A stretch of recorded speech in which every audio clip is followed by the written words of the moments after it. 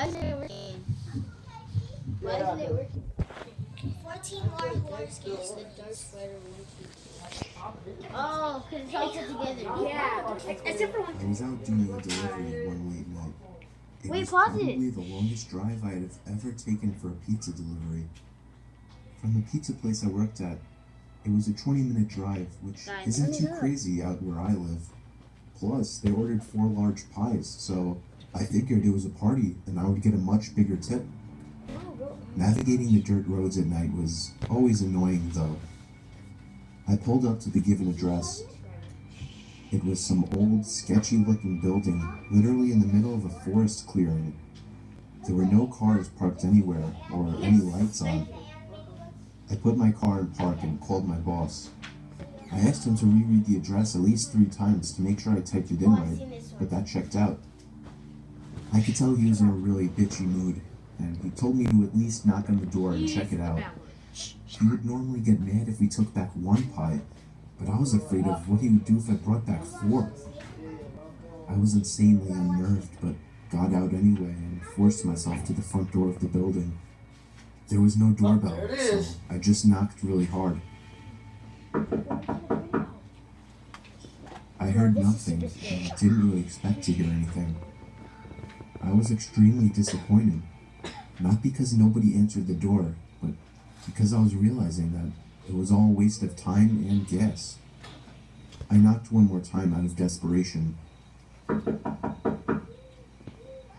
and then began to hear some kind of rustling noises from inside of the building.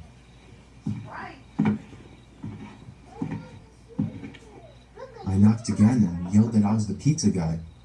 There was silence now. I felt a bit more uncomfortable now than before. But before I could turn around, I noticed something at the window. There was someone looking through the window. I couldn't tell if it was a man or a woman. All I noticed were their eyes.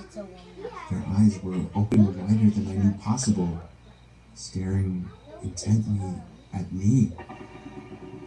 I was disturbed enough by this and dropped the pizzas and ran back to my car.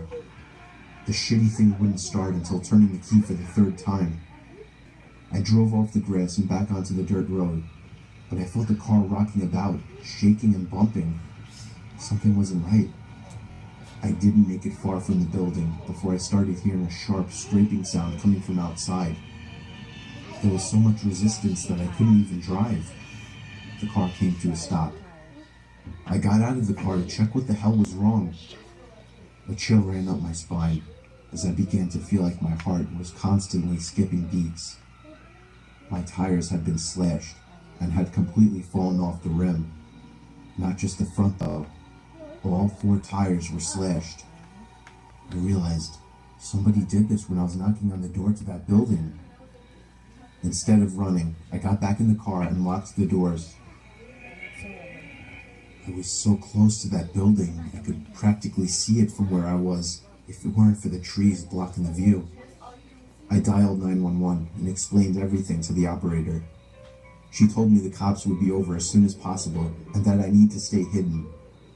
I asked her if it was advisable to stay in the car or run, and she told me it would be best to stay in the car with the door locked. She asked me to stay on the line with her until the cops arrived. My whole body was shaking.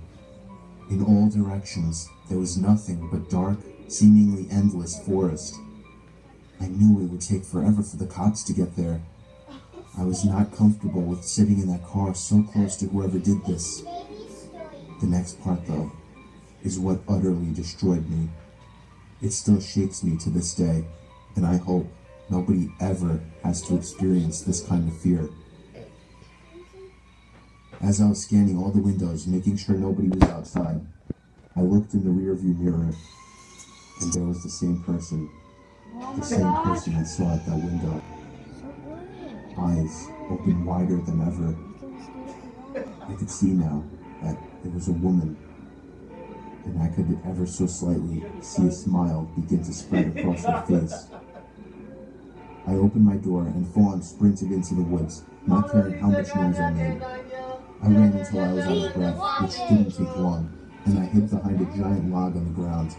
I tried to cover my loud breathing with my hands as I waited and waited for what felt like hours until I finally heard sirens in the distance. I gathered up all the stamina I had left to run all the way back in the direction of the dirt road. Eventually, the glowing red and blue lights came into view, and I had never felt better in my life. They were parked in front of my car, investigating with flashlights. I came out yelling at them like a lunatic to help me. I fell to the floor and started to gag, almost throwing up from running so much. They picked me up and began to question me, to which I explained everything to the best of my ability. One of the two cars drove over to the building, and the two officers began to search the building. They came back with nothing except for a couple of spiky objects. These objects were exactly the same as the ones used to slash my tires. The cops guessed that it was some kind of sick, demented couple, being that I saw the woman, but unfortunately they were never found, and that still kills me to this day. I obviously quit my job right after that and started working at a local grocery store. I know that I'll never forget seeing that woman at the back of my car.